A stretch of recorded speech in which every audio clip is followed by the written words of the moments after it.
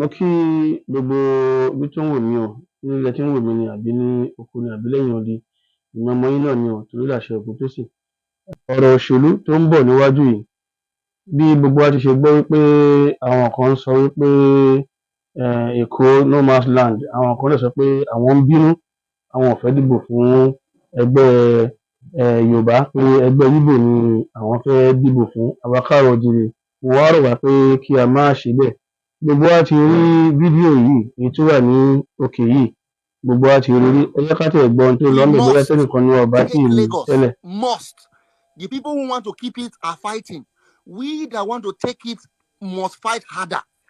To stay in Lagos, you have to win Lagos. It is that straight. Gbogbo ohun tí a gbọ́ tí wọ́n sọ yìí, tí àwọn ará bíi sọ yìí, a kì í ṣọ̀tá ara wa, kò lè yẹ ká jẹ́ ọ̀tá ara wa, àti àwa àti Ìgbò àti Haúsá. Èyí tó mú mi wá sínú ilé yìí ni ọ̀rọ̀ òṣèlú tó ń bọ̀ wá. Ọ̀rọ̀ míì wá ń lọ sí ọ̀dọ̀ ẹ̀yin Yorùbá nation, ẹ̀yin ajìjàǹgbara. Ẹ jọ̀ọ́, ẹ má múra ogun, ẹ má jagun, ẹ jáde kẹ́ dìbò fọmọ yín ni. Ẹ ti mọ̀ nínú àwọn fọ́nrán tí ẹ ti wò, ẹ ti mọ̀ èyí tó jẹ́ ọmọ yín, ẹ ti mọ̀ èyí tí kì í ṣe ọmọ yín, ẹ ti mọ̀ èyí tó jẹ́ alábàáṣe yín.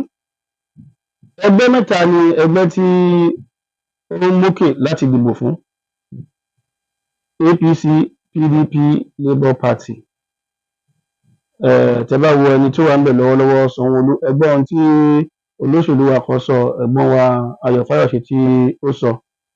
Bóyá ẹ gbọ́ ẹ̀wọ̀n fọ́nrán yẹn kí ẹ gbọ́ nǹkan tí Ayọ̀ Fáyọ̀ṣe sọ. The candidate of Labour Party, for my findings, was born in Lagos, cannot speak Yoruba. Sure, they will get interpreter for our governor to explain. They will get interpreter for him, the candidate of the Labour Party. You see, you can't say because we won an election, you want to take advantage. Nobody will hand over Lagos State. This Lagos State is the economic hub of Nigeria. How are we going to throw the baby and the bathwater away? What risk would you want to take? For me, I think Sanwo-Olu, the Lagosians, should return Sanwo-Olu as governor of Lagos State. Gbogbo wa ti gbọ́ ohun tí wọ́n sọ lókè ńbẹ̀. Ohun tí èmi fẹ́ bá wa sọ ni wípé ẹ̀yin tí ẹ̀ ń bínú sí Aṣíwájú nípa EndSARS àti àwọn nǹkan míì, Aṣíwájú ṣe ohun tó dáa. Kò sí ni olórí máa ṣe ohun tó dáa, á dẹ̀ ṣe ohun tó dáa. Gbogbo ẹ̀ la máa rí, la máa sọ. Àwọn míì ò kì í sọ ohun tó dáa tí olórí bá ṣe. Aṣíwájú dẹ̀ ń sọ nípa ẹ̀ yẹn, ó ṣe ohun tí ò dáa tó pọ̀ sí sàkání mi tí mo ń bá yín sọ̀rọ̀ yìí. Èyí tí mo ń bá yín sọ̀rọ̀ yìí, láti ọjọ́ 4 sí ọjọ́ tí wọ́n dìbò ìpínlẹ̀ Ọ̀ṣun tí Adeleke fi gbà, ni èmi ti sọ fún ẹnìkan tó jẹ́ olóṣèlú kan, mo lè dárúkọ ẹ̀, Ọbáwálé Adébísí, Commissioner for Culture and Tourism, ọmọ Ìlání, ọ̀rẹ́ mi pàtàkì ni wọ́n. Àwọn náà wá ń di àwọn ètò tèmi ní ìpínlẹ̀ Ọ̀ṣun. Mo sọ fún wọn pé ṣé mo ti ń sọ fún yín láti February 16 wípé ẹ máa lose election? Kí ló fà á? Kí ni ìtẹ̀lé ṣe tẹ́lẹ̀ fi ní lose election? Mo ní pé kí ìfẹ́ kó wà láàrin yín, kí ọ̀tún kó bá òsì rẹ̀. Ìyẹn ni pé kí Arẹ́gbẹ́ kó bá Oyètọ́lá rẹ̀, kó Oyètọ́lá bá Arẹ́gbẹ́ rẹ̀, ẹni pé kò lè ṣeé ṣe. Ẹ wá rí ibi tí ó wá já sí. Ẹ jẹ́ kí a máa gbọ́ ọ̀rọ̀ tí ẹni tó bá dà gẹ́gẹ́ bí òjíṣẹ́ Ọlọ́run bá wa sọ. Ẹ jẹ́ kí a máa gbọ́. Èmi ń bá ń sọ̀rọ̀ lónìí gẹ́gẹ́ bí òjíṣẹ́ Olódùmarè.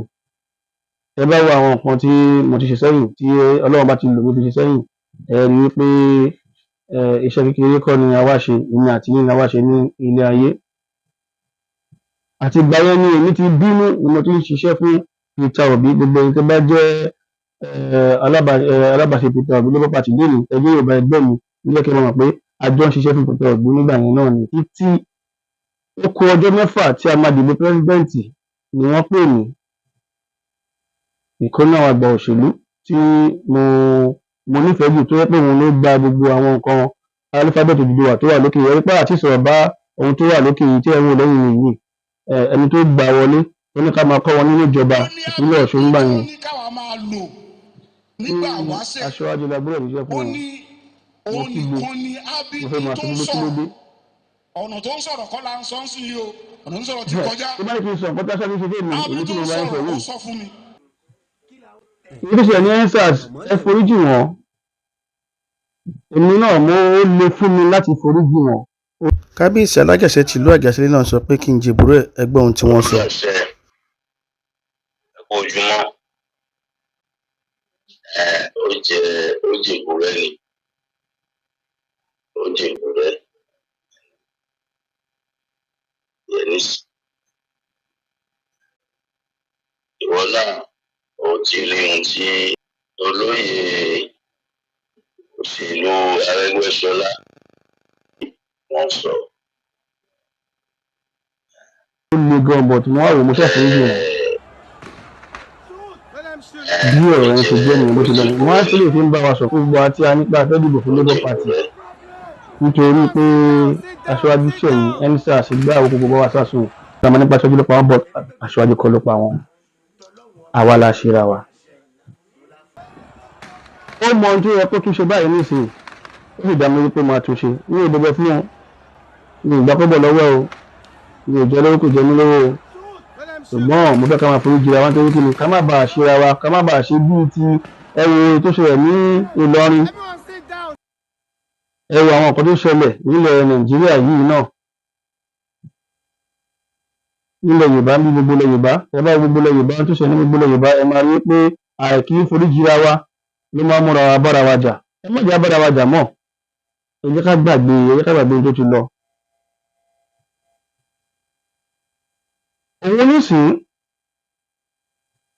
àwọn fẹ́ fi ẹgbẹ́ náà Sanwó-Olú. Ẹ jọ kí ni Sanwó-Olú ṣe fún wa? Nísìnyí tí ẹ bá wá fẹ́ dìbò fún Sanwó-Olú gẹ́gẹ́ bí Ayọ̀fẹ́ òṣìṣẹ́ sọ àtàwọn míì ṣe sọ báwọn kan ṣe sọ báwọn kan ṣe sọ nítorí àwọn agbèrò ń ṣe gbá àwọn agbèrò ń ṣàwo táwọn tún pọ̀ ń lù kìnnìkan. Òun náà ti mọ bó ṣe máa tún gbogbo ìyẹn ṣe. Bó dẹ̀ tún ṣe òun ìyẹn Ọlọ́run nìyẹn. Ìyẹn aṣáájú nìyẹn o. Bẹ́ẹ̀ bá fẹ́ dìbò fún APC, ẹ lọ dìbò fún PDP àbí ọmọ yín tó jáde nínú PDP tí kì í ṣe òun náà kì í ṣe Yorùbá ni. Ìlú máa wó ìlò òun Jàǹdó àbí báwo. Máa ń gbà ìborúkọ náà, bọ̀ Jàǹdó ni mo rántí. Ẹ lọ dìbò fún tó bá fẹ́ dìbò fún Sanwó-Olú. Ṣùgbọ́n ohun tí mo fẹ́ ká máa ṣe ni wípé ẹ jẹ́ ká máa ṣe bó ṣe ń ṣe ó lè bá rí bí ó ṣe ń rí. Àwọn tó bá gbàjọba á ṣe ìkíní, á fi jókòó dáadáa, á wá ṣe ìkejì, á fi ṣe ohun tó dáa. Àdẹ̀gbọ́dọ̀ àwọn máa bára wa fa nǹkan. Ibi tí ẹ̀yin méjì bá ti ń bára yín fàásì, tí wọ́n bára yín fàásì, ibẹ̀ ni ọmọ Yíbò wọn fi gbé ẹ̀kọ́ mọ́ yín lọ́wọ́. Ọmọ Yíbò ilé ìtẹ́ wọn lókè yìí ni. Wọ́n lọ́mọ Yorùbá lòun náà Gbádébọ̀ nǹkan kínní. Ìgbọ́n tẹ bá ìwọ ọmọdé pé Yíbò ni wọ́n sọ ní gbogbo àwọn Yíbò ló fara mọ́ ló fara wojú. Gbogbo ẹ̀yin Yíbò tẹ wà nílẹ̀ Káàárọ̀ Oòjíire kí ló ń ṣe yín? All the Igbos in Yoruba land, what is your problem? You are our tenant. We are the landlord. We sold land for you. Doesn't mean you are the owner of the town. The owner of you are just the owner of your portion, not the town. The town is the owner of you and your portion, your land, your mansion. Then the leader of the town should be respect. You should respect him like you respect your father, except if you never respect your father. Ní àkópọ̀ ọ̀rọ̀ mi yìí, mi ì sọ pé kí ẹnìkan lọ dìbò fẹ́nìkan o. Mo ní pé ọmọ yín ni kí ẹ dìbò fún nílẹ̀ Káàárọ̀ Oòjíire. Ọmọ yín ni kí ẹ dìbò fún nílẹ̀ Káàárọ̀ Oòjíire. Tí mo ní kí n sọ fún yín nìyẹn. Ẹ̀yin Káàárọ̀ Oòjíire ẹ gbọ́ sí mi lẹ́nu.